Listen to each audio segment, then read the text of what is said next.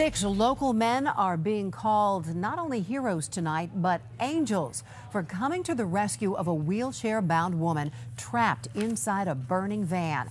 As we told you last night, they risked their lives to lift the woman to safety just before the van exploded into flames.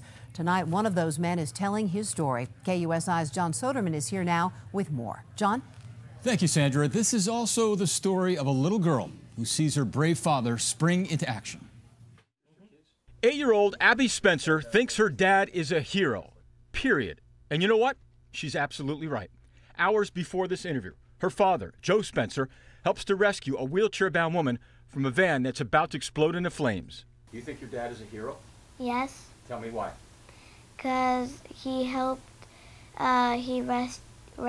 rescued someone else. And that someone else is a woman in her 40s who is trapped inside this van right before it bursts into flames.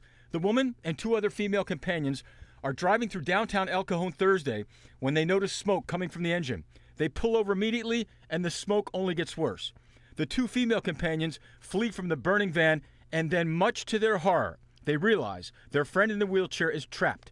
The smoke and impending fire destroy the van's electrical system, preventing the van's motorized wheelchair lift from operating. Spencer and his daughter are across the street having lunch at the hometown buffet.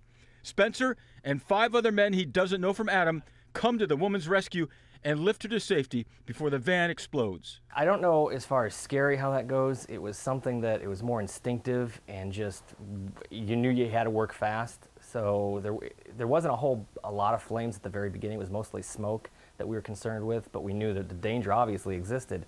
But it was at that point instinct kicks in. You know, somebody asked me a question, do I remember how hot was it really? I don't remember. I just remember getting her out. I remember because the panic was because the fire had started in the front of the van and it killed the electronics.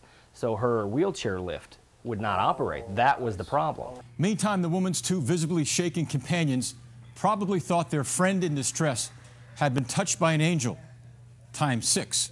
And the men showed up like angels all around.